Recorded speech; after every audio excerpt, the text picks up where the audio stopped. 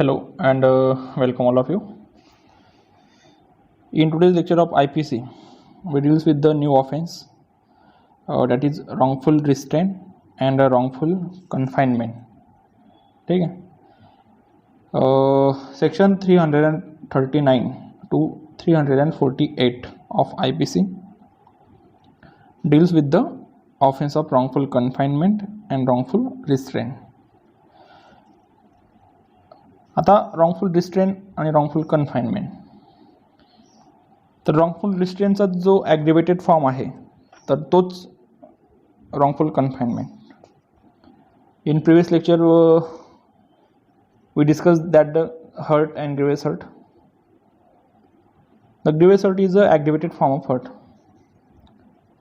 तर सेम नेचरने काय आहे तर रॉंगफुल रिस्ट्रेनचा जो रॉंगफुल कन्फाइनमेंट जो आहे तो रॉंगफुल रिस्ट्रेनचा ॲग्रिवेटेड फॉर्म आहे.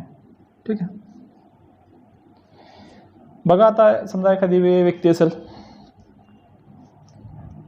तुमच्या घराच्या समोर रस्ता जातोय, याच्या घराच्या समोर काय जातोय, रस्ता जातोय, पब्लिक वे आहे. ठीक आहे. कोणी पण फ्रीली जाऊ शकतं, येऊ शकतं, काय प्रॉब्लेम नाही. एक दिवशी काय झालं, बीने तुमच्यासोबत थोडी भांडण झाली बीचे. बी तुमच्या घरासमोर जात होता एक दिवस, तर तुम्ही त्याला अडवलं आणि सांगितलं की तू इकडून जायचं नाही, पब्लिक वे आहे, सगळं ते आहे, तो आपला काही संबंध नाही, तरी पण तुम्ही त्याला अडवलं आणि जाऊ दिलं नाही. राईट. तर काय झालं, हा ऑफेन्स ऑफ रॉंगफुल रिस्ट्रेंट. ठीक आहे. रिस्ट्रेंट म्हणजे तुम्ही त्याला एका डायरेक्शनमधून जाण्यासाठी तुम्ही काय करताय, मज्जाव करताय की एक पर्टिक्युलर डायरेक्शनकडे जाण्यापासून त्याला काय करताय, प्रतिबंध करताय. पण समजा तोच व्यक्ती आहे आणि तुमच्या घरामधून एक रस्ता जातो, म्हणजे तिकडे जाण्यासाठी एक रस्ता आहे, तुम्ही तो स्वतः वापरताय म्हणा, आणि बी आला आणि त्यांनी सांगितलं की मला तुमच्या घरामधून जाऊ द्या, चालेल का? नाही चालणार. कारण समोरच्या व्यक्तीला काय पाहिजे, तिथं राईट पाहिजे जाण्यासाठी. बरोबर. आता रॉंगफुल कन्फाइनमेंट म्हणजे कसं, आता रॉंगफुल रिस्ट्रेंट म्हणजे फक्त एका बाजूला आपण जाऊ देत नाही. रॉंगफुल कन्फाइनमेंटमध्ये त्या माणसाला कुठेच जायचं हे नसतो, काय नसतो, कुठेच जाण्यासाठी त्याला पर्याय नसतो. बरोबर. फॉर एक्झाम्पल समजा आता एखादी व्यक्ती झाडावर चढला असेल, त्याला झाडावर चढता येतं पण उतरता येत नाही, मग त्याने काय केलं, जी सीडी असते ना आपली स्टेअर्स, ते लावून तो झाडावर चढला. तर अशा कंडिशनमध्ये तुम्ही काय केलं, तुम्ही गेले आणि त्याची जी हे होती, शिडी होती लावलेली, त्याने ती काढून घेतली. आता जरी तो व्यक्ती वरती आहे पण तरी तुम्ही त्याला रॉंगफुल कन्फाईन केलं ना, कारण त्याला कुठेच जाता येत नाही, आता वरतीच थांबलेला आहे. किंवा तुम्ही आता एखादी घरामध्ये राहत असेल आणि तुम्ही बाहेरून काय करून आले, लॉक लावून आले,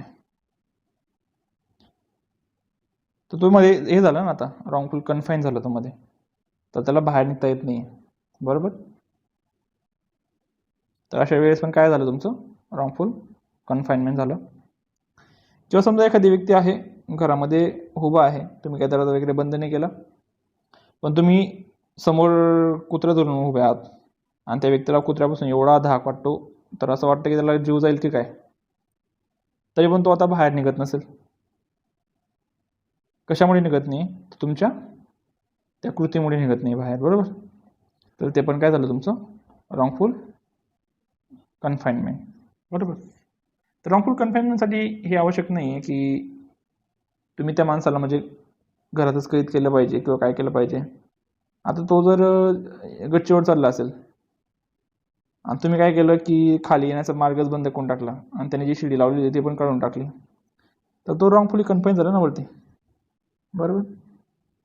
तर ही केस असते रॉंगफुल कन्फाइनमेंट. रॉंगफुल रिस्ट्रेंटमध्ये आणि रॉंगफुल कन्फाइनमेंटमध्ये हाच फरक असतो की रॉंगफुल रिस्ट्रेंटमध्ये तुम्ही त्याला एका बाजूला जायला मज्जाव करतात, where he has a right to go, आणि रॉंगफुल कन्फाइनमेंटमध्ये काय असतं, तर त्याला कुठेच जाता येत नाही.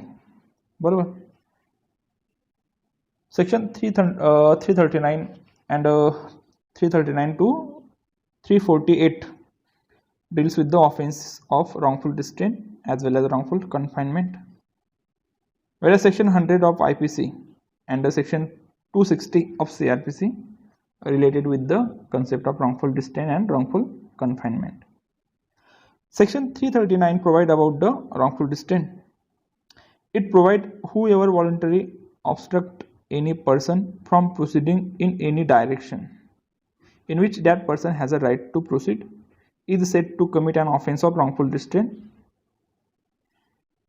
Where a person obstruct to any person on private land or water in good faith that he believe that he has a right to obstruct, then he is not liable under section 339. बघा, where a person has a belief or person in the belief in good faith, आता good faith त्याला वाटलं की त्याला त्या प्रॉपर्टीवर अधिकार आहे आणि त्याच्यापासून त्या लोकांना जाऊ देण्यापासून तो बचाव करू शकतो, तर अशा वेळेस आता तो ऑफेन्स होणार नाही. बरोबर. whoever voluntarily obstruct any person from proceeding in any direction. Any direction म्हणजे चारशे डायरेक्शन मधून तो त्याला मागे पण सांगेल की मागे परत जा, किंवा तू इकडे जा किंवा इकडनं जाऊ नको. बरोबर. पण समोरच्या माणसाला काय पाहिजे, he has a such person he has a right to proceed in set to commit an offence. म्हणजे त्या माणसाला तिथे जाण्याचा राईट पाहिजे. बरोबर.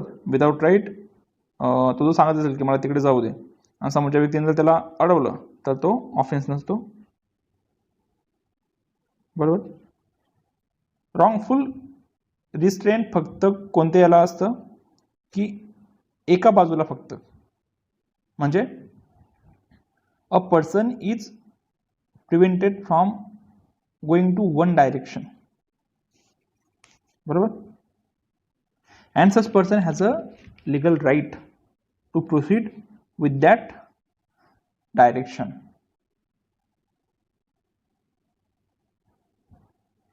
According to section 341, wrongful restraint is punishable with the imprisonment which may extend to 1 month or 500 rupees fine or both.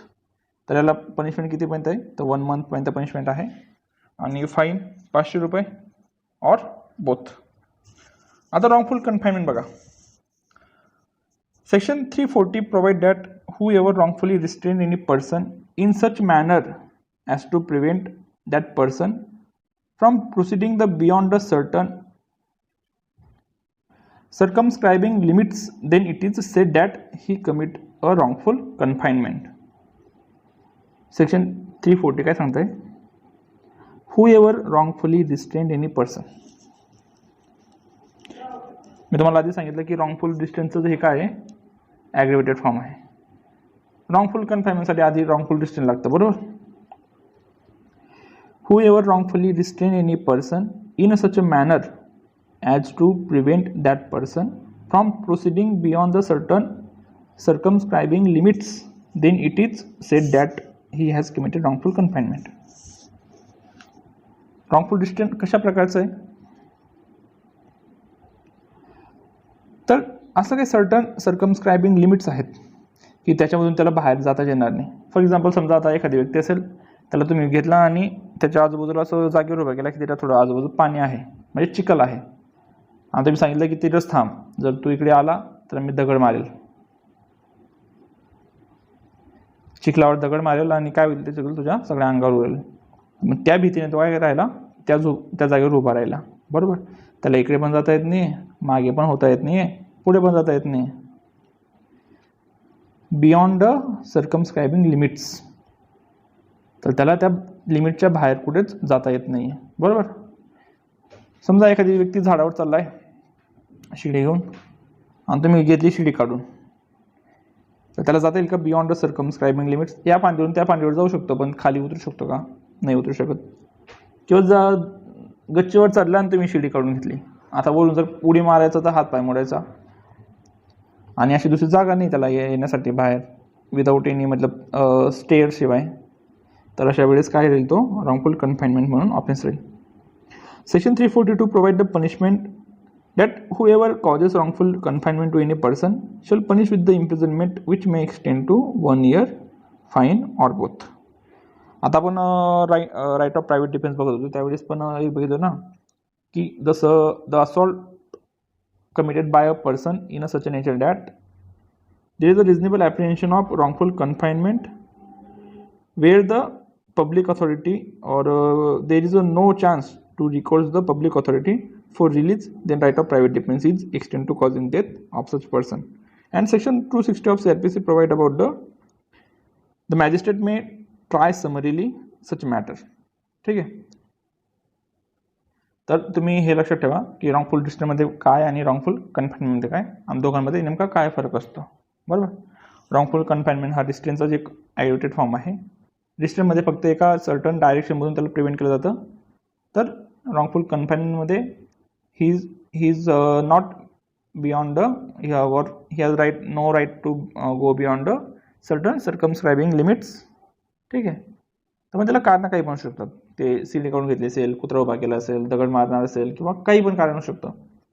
ठीक आहे. तर एवढं लक्षात ठेवा आणि त्याचे पनिशमेंट कुठे कुठे दिलेले आहेत ते पण लक्षात ठेवा. ठीक.